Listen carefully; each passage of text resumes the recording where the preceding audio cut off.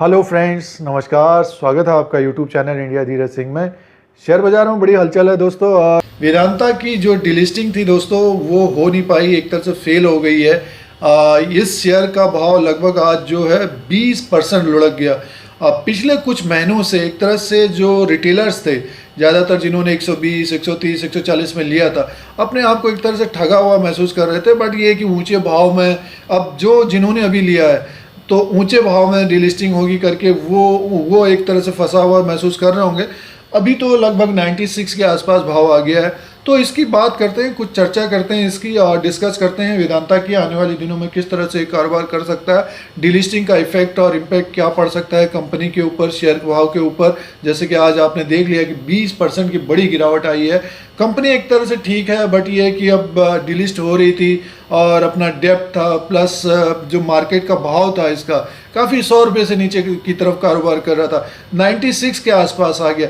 अभी टेक्निकली देखेंगे कि ये कहाँ तक आ सकता है। अब जो लोग फंसे हुए हैं तो उनको थोड़ा सा वेट करना पड़ सकता है आने वाले दिनों में। अगर कंपनी के मैनेजमेंट के ऊपर अब क्वेश्चन मार्क है, काफ़ी ब्रोकरेज हाउसेस के बयान आ रहे हैं तो वो अपना टारगेट भी बता रहे हैं, आने वाले दिनों में डिविडेंड भी देगी वेदांता। एक तरह से ये काफ़ी वॉलेटाइल स्टॉक था दोस्तों वेदांता का जो मार्केट कैप है दोस्तों 36,502 करोड़ का है और फेस वैल्यू 1 रुपये का है। डिविडेंड भी कंपनी देती है और क्वार्टरली जो रिजल्ट है लगभग 6,000 करोड़ से 9,000 करोड़ के बीच रहता है। जो प्रॉफिट है लगभग 2,000 करोड़ और पिछले क्वार्टर में 2,000 करोड़ था, उसके पहले जो है नुकसान था। तो ठीक ठाक कंपनी है, बड़ी कंपनी है और अनिल अग्रवाल जी की बड़ी कंपनी रही है ये। बट ये है कि जो डिलिस्टिंग हो रही थी तो रिटेल इन्वेस्टर सब 87 के भाव पे तो काफ़ी उसमें फंसा हुआ महसूस कर रहे थे अपने आप को। और आने वाले दिनों में अगर क्वार्टरली रिजल्ट ठीक ठाक होते हैं, आने वाले दिनों में अगर दूसरी तिमाही के रिजल्ट ठीक ठाक होते हैं, सेकेंड क्वार्टर के रिजल्ट ठीक ठाक होते हैं, डेफिनेटली स्टॉक फिर कुछ रुकेगा और फिर ऊपर की तरफ जाता हुआ दिखेगा। अभी तो बेरिश मोड में है दोस्तों। अगर टेक्निकल की भाषा में देखेंगे तो 20% की गिरावट एक तरह से बड़ी गिरावट है। ये आने वाले दिनों में और भी गिर सकता है, उसको हम टेक्निकली देखेंगे।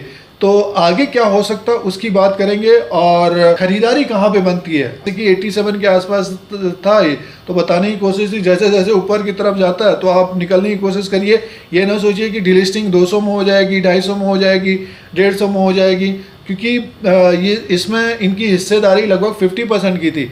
तो एक ये बड़ा क्वेश्चन था, जिन्होंने इन्वेस्ट किया था तो थोड़ा सा समय के लिए भूल जाना चाहिए कि हमने अभी लगभग 120 130 के आसपास किया है। आने वाले दिनों में क्वार्टरली के हिसाब से, तिमाही के हिसाब से प्रोग्रेस करेगी तो एक तरह से फिर बुलिशनेस आएगी इसमें।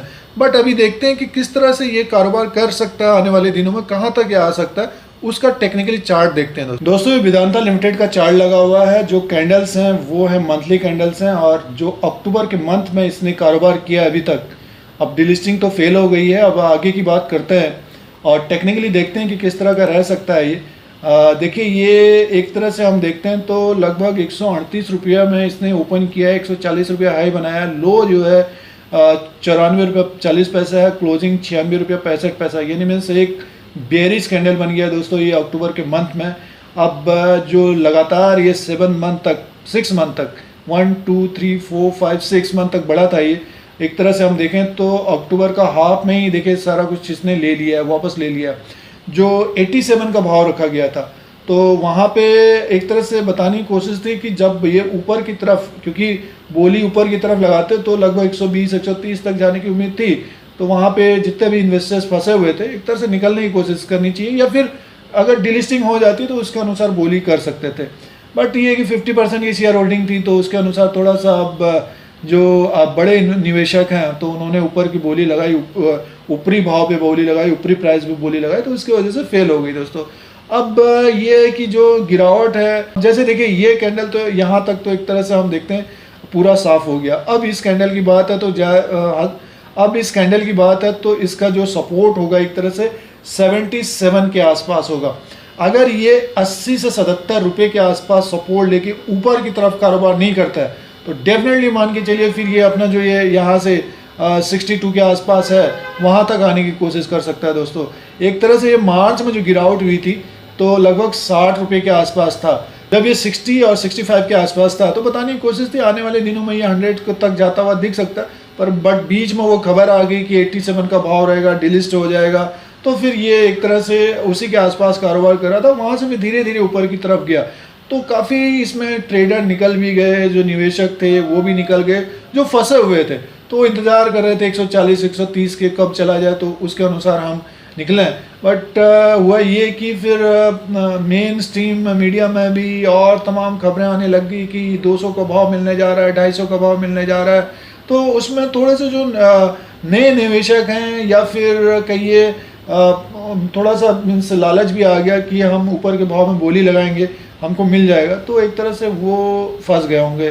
तो अब अगर जिन्होंने 120 में लिया या फिर 100 में लिया तो उनको थोड़ा सा अब इंतज़ार करना पड़ेगा, और 1-2 क्वार्टर अगर ठीक ठाक रहता है तो शेयर भाव ऊपर की तरफ जाता हुआ दिख सकता है दोस्तों। ऐसा नहीं है कि शेयर का भाव ऊपर की तरफ नहीं जाएगा, समय थोड़ा सा लग सकता है। तो ये टेक्निकल में हमको दिख रहा है, मंथली के हिसाब से दिख रहा है, इसमें अब डाउनफॉल होगा और 77-80 रुपीज़ के आसपास अगर इसका सपोर्ट नहीं मिलता, मंथली के हिसाब से बता रहे हैं दोस्तों, अगर नहीं मिलता है इसको तो डेफिनेटली आपको फिर ये लगभग 60 रुपये की तरफ आता हुआ दिख सकता है। अब इसमें RSI को लगाते हैं दोस्तों और देखते हैं कि क्या दिखा रहा है वो रिलेटिव स्ट्रेंथ इंडेक्स। एक तरह से डाउनफॉल में ही है दोस्तों, नीचे की तरफ जा रहा है ये। मंथली कैंडल में भी 38 के आसपास है, तो 20 अभी ये 20 की तरफ जाता हुआ दिख रहा है दोस्तों। हो सकता है कि ये नीचे की तरफ आए स्टॉक ये वेदांता में, और एक तरह से डाउनफॉल और डीलिस्टिंग का जो इसमें अब फेल हो गई है, तो थोड़ा सा क्वेश्चन मार्क अब मैनेजमेंट के ऊपर भी है और देखना पड़ेगा कि किस तरह से उभारते हैं कंपनी को। तो दोस्तों ये वेदांता में अभी बेरिश ही रहने की उम्मीद है कुछ दिनों तक। इसमें देखिए इसका डेली कैंडल के हिसाब से देखते हैं तो ये ऐसा भी ये काफ़ी डाउन में आ गया, 24 तक आ गया, तो एक जंप आता हुआ दिख सकता है आने वाले दिनों में।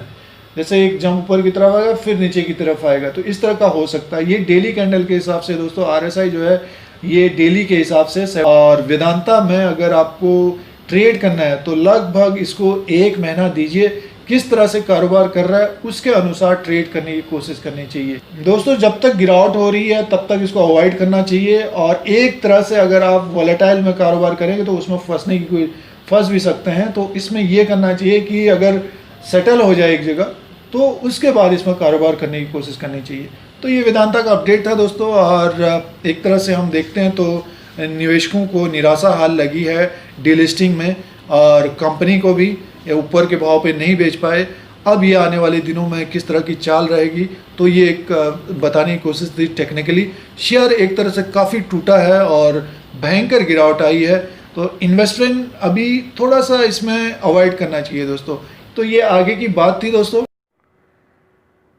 दोस्तों और भी वीडियो अपलोड किए हैं। टाटा मोटर का वीडियो अपलोड किया है, और महिंद्रा एंड महिंद्रा फाइनेंस का वीडियो अपलोड किया है, SBI का किया है, और HDFC का है, HDFC लिमिटेड का है, HDFC बैंक का है, एक्सिस बैंक का है, इंडसइंड बैंक का है। तो और भी वीडियो देख सकते हैं आप। अगर आपको ये यूट्यूब चैनल देखना है तो सब्सक्राइब और बेल आइकन को प्रेस करिए, आप लोगों को यूट्यूब की तरफ से नोटिफिकेशन मिलता है। फिर कोई नया वीडियो लेके आएंगे। आज के लिए इतना ही, धन्यवाद।